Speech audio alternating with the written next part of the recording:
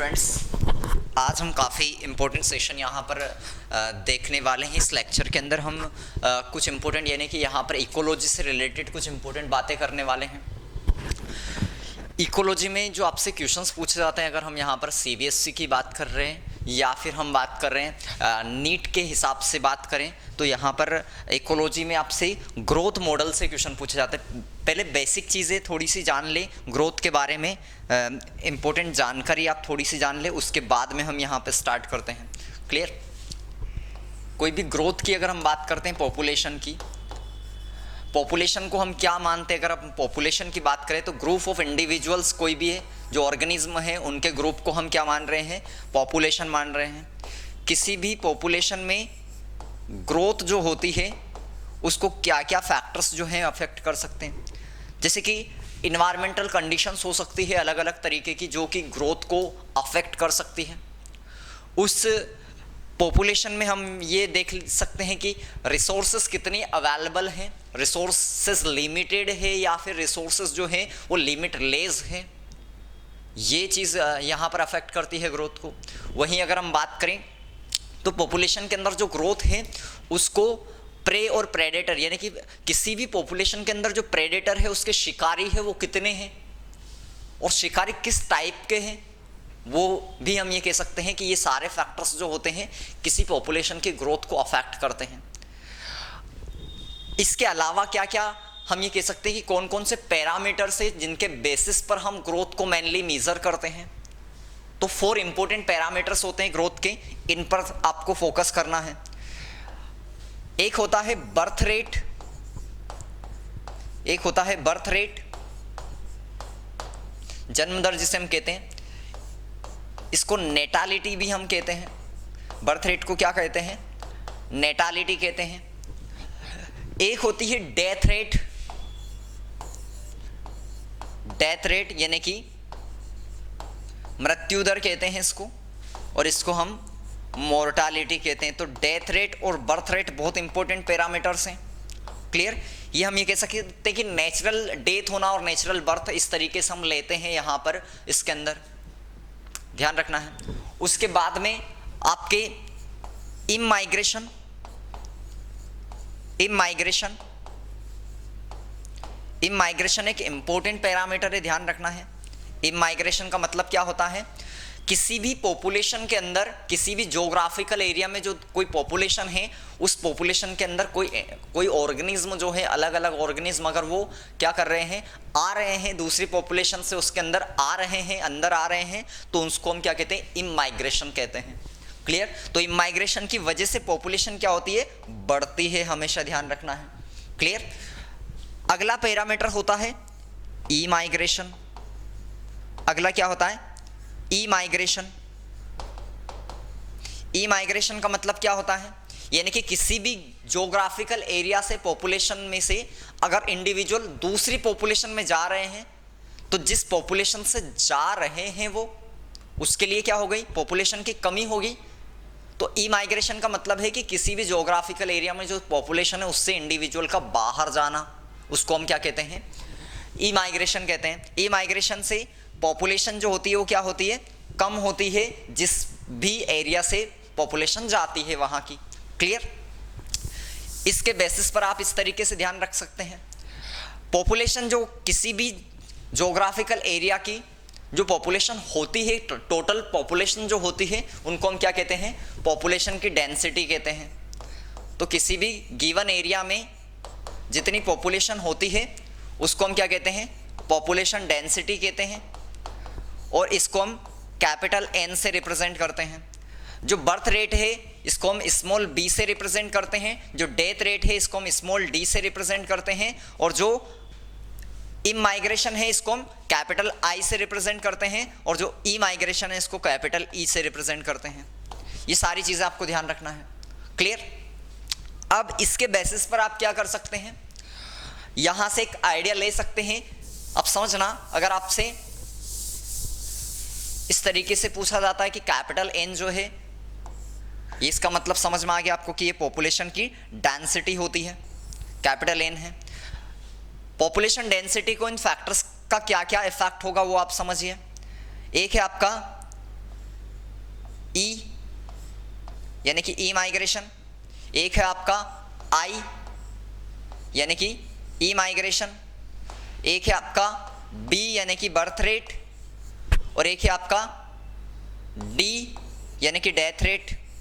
ठीक, इस तरीके से हम मान रहे हैं। तो अब क्या इफेक्ट होगा समझिए, जब भी किसी भी पॉपुलेशन में हम ये कहेंगे कि बर्थ रेट हो रही है, अगर बर्थ रेट हो रही है तो हम क्या कहेंगे कि पॉपुलेशन की डेंसिटी जो होगी वो क्या होगी, बढ़ेगी। पॉजिटिव का मतलब है यहाँ पर, पॉजिटिव हम ले रहे हैं, इसका मतलब क्या है, बढ़ेगी पॉपुलेशन की डेंसिटी, ध्यान रखना है।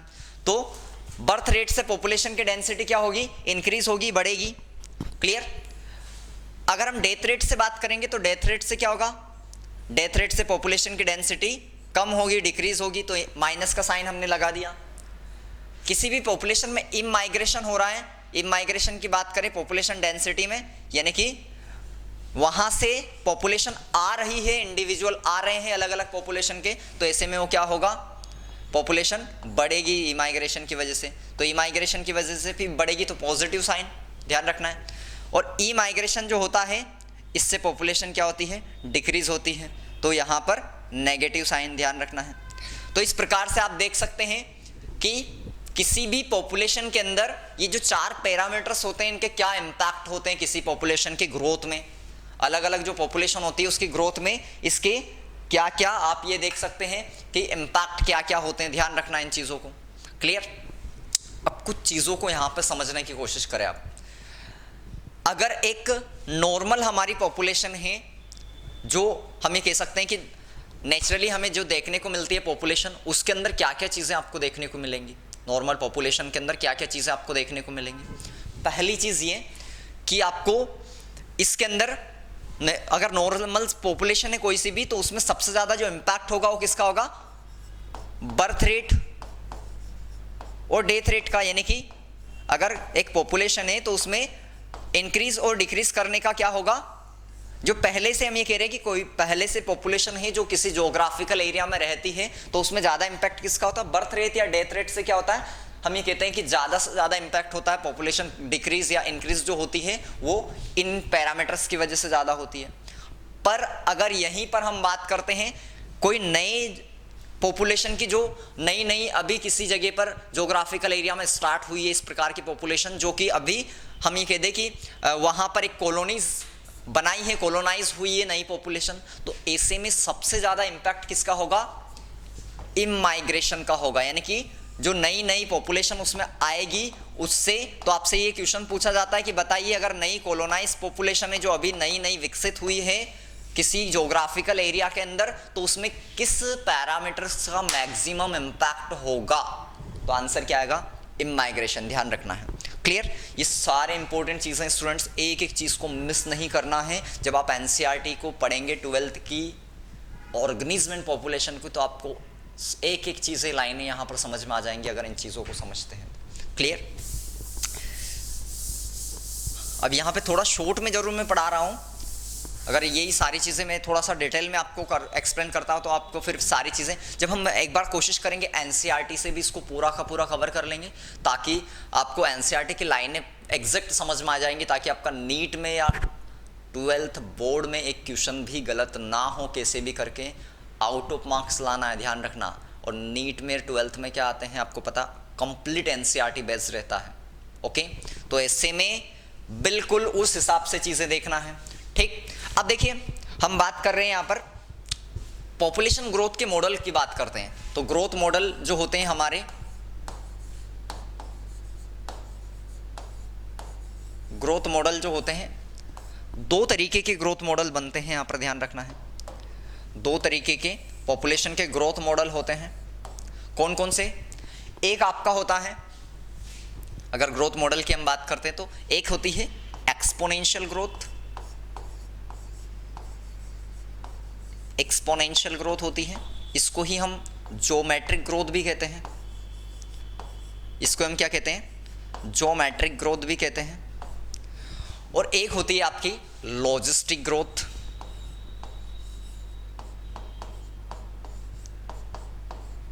दो तरीके की ग्रोथ होती है, एक एक्सपोनेंशियल और ज्योमेट्रिक, और एक होती है लॉजिस्टिक ग्रोथ। एक्सपोनेंशियल ग्रोथ का मतलब क्या है? जब किसी भी पॉपुलेशन के अंदर रिसोर्सेज जो होते हैं वो क्या होते हैं? लिमिट लेस होते हैं, हम ये कहते हैं कि अनलिमिटेड होते हैं। क्लियर? तो यहां पर अगर अनलिमिटेड रिसोर्सेज अवेलेबल हैं, रिसोर्सेज का मतलब क्या है? यानी कि उनको, पॉपुलेशन को खाना की हम बात करें, उनके फूड की बात करें, स्पेस की बात करें, वो बहुत ज़्यादा अगर अवेलेबल है, तो ऐसे में सिंपल सी बात है कि पॉपुलेशन जो होगी वो बहुत तेज़ी से बढ़ेगी। इस तरीके से बढ़ेगी कि हम, एक समय ऐसा आएगा, देखो कुछ चीज़ें समझना पड़ेगा आपको, जैसे कि कैरिंग कैपेसिटी का मतलब समझना है। कैरिंग कैपेसिटी क्या होती है, ध्यान रखना है ताकि आपको ये पॉपुलेशन सही से समझ में आए।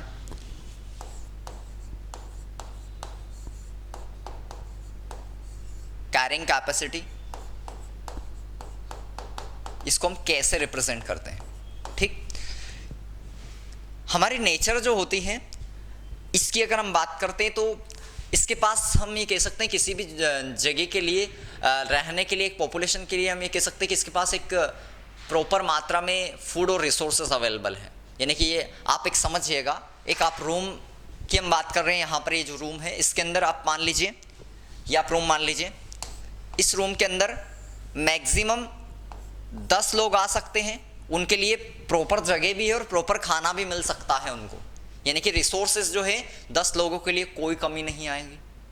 ठीक, तो ये 10 लोगों को ये रूम क्या कर सकता है, हम ये मान ले कि खाना दे सकता है और इसको स्पेस दे सकता है, तो ये इस रूम की कैरिंग कैपेसिटी हो गई। इसी वजह से हम नेचर की भी एक कैरिंग कैपेसिटी होती है कि वो एक प्रॉपर मात्रा में, जो हमारे किसी भी एक जोग्राफिकल एरिया की हम बात कर रहे हैं नेचर के हिसाब से, कि किसी भी जोग्राफिकल एरिया की कैरिंग कैपेसिटी है कि वहाँ पर इतना फूड रिसोर्सेज है और इतनी स्पेस अवेलेबल है कि इतनी एक पॉपुलेशन रह सकती है, तो उसको हम क्या कहेंगे, उसकी कैरिंग कैपेसिटी कहते हैं। नेचर की कैरिंग कैपेसिटी कहते हैं कि किसी भी जगह पर जो पर्टिकुलर इंडिविजुअल रह सकते हैं, जितनी कैपेसिटी होती है उसको हम कैरिंग कैपेसिटी कहते हैं। ध्यान रखना है। क्लियर? तो एक्सपोनेंशियल ग्रोथ क्योंकि बहुत तेजी से होती है, आपको पता है, इसको हम ये कह सकते हैं जनसंख्या एक तरीके से एक्सप्लोजन जो होता है, पॉपुलेशन का एक्सप्लोजन, जब पॉपुलेशन का एक्सप्लोजन होता है तो उस जगह पर आपकी एक्सपोनेंशियल ग्रोथ या ज्योमेट्रिक ग्रोथ देखने को मिलती है। जनसंख्या विस्फोट जिसे हम कहते हैं ना, जनसंख्या विस्फोट के अंदर आपको कौन सी पॉपुलेशन देखने को मिलती है? एक्सपोनेंशियल पॉपुलेशन देखने को मिलती है, या फिर हम एक्सपोनेंशियल ग्रोथ देखने को मिलती है, ज्योमेट्रिक ग्रोथ देखने को मिलती है।